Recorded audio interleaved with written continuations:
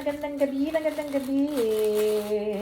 Eto, nagawa ako ng pastillas. Ayan, see? Naalala ko tuloy nung, bata pa kami. Gumagawa kami ng ganito. Ayan, ayan. Ayan. Dami-dami namin candy noong araw. Masapan, pastillas, tapos ube, makapuno, sampalok, ano pa ba? Yung, ano yun? Yung matamis na merong coconut, sangkaka, yung parang ganun. Ano tawag doon? Parang sangkaka na merong, namimiss ko yun Bukayo. Oh, bukayo. So, yun. Ayan, dami ko na nagawa. Yan, bukayo. Tapos, ang paborito ko doon yung makapuno. Yung talagang fresh na fresh. Pero hindi naman makapuno ang ginagamit doon. Parang alangan. Tsaka ito, pastillas. Ganito.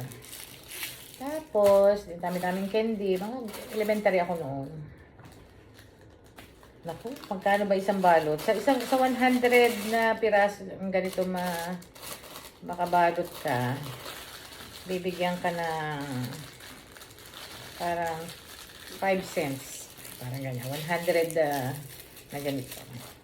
So, nagbabalot kami kahit bata pa kami. And then, dinadala yun sa Divisoria, tsaka sa Baclaran. Dinideliver, jeep-jeep. Ganyan. So, syempre, pag maraming gawa, kumukupit ako. Bata pa ako. Isang supot lang naman. Dinadala ko sa school. Kasi ang isang supot, pag binili mo, piso. And then, ang laman noon, pag binenta mo, 125. So, binibenta ko. 125. Di akin na yun. May baon na ako. Minsan lang. Kumukupit. Hindi na alam. Hindi na alam ng mama. Ang dami-dami candy. Dami-daming candy talaga. Parang bundok-bundok ng mga candy sa bahay namin. Ayan. So, nakikita ko habang lumalaki ako. Meron kaming candyhan. Tapos tumigil lang mama. Natapos na sa pag-teacher. So, nung nag-aaral siya, ito ang hanap buhay niya. Anak na kami. So, ayun. Nakikita kong nagluluto-luto. Sipag. Kaya nakuha ko siguro itong mga pagkikendi-kendi ganito. Yan. Diba? Naano ko lang ngayong parang papasko. Parang masarap. Yun na nga.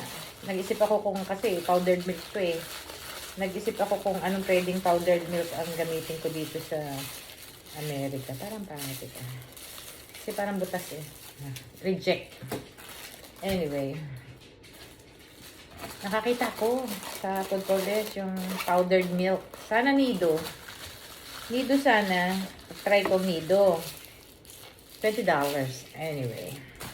Marami naman. Isang latang malaki. Parang $20. Ang tagal ko na iniisip yun. Sabi ko, ano kaya? Nido kaya?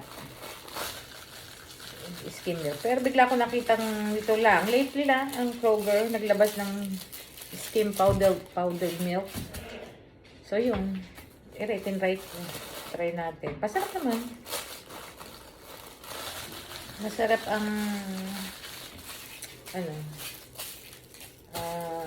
powdered milk. Tinikman ko eh. Ito. Masarap yan.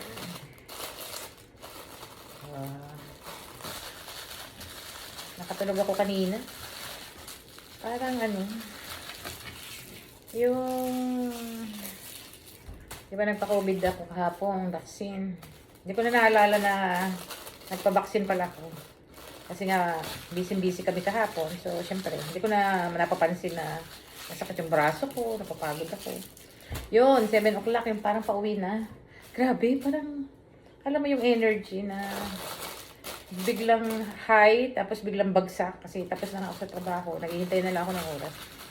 Oh, parang nauubos sa kandila. Ayun ang pakiramdam.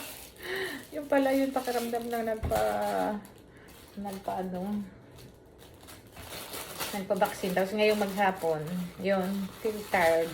Parang nakakapagod. Parang feeling mo pagod ka. Okay naman. Parang nakatulog akong konti kanina. After ng mga errands ko, grocery, kung anong lulutuin sa Pasko, gumawa pa nito, nagawa ng daing na bangus. Ewan ko, parang masarap sa Pasko. Hindi ko na alam. Diba? Parang nakakasawa na kung ano-ano naman lulutuin na naman. Ayoko na namang ham-ham. May ham pa nga sa freezer. Ayun, ito, nagawa ko. Kaya, sige muna. Bye.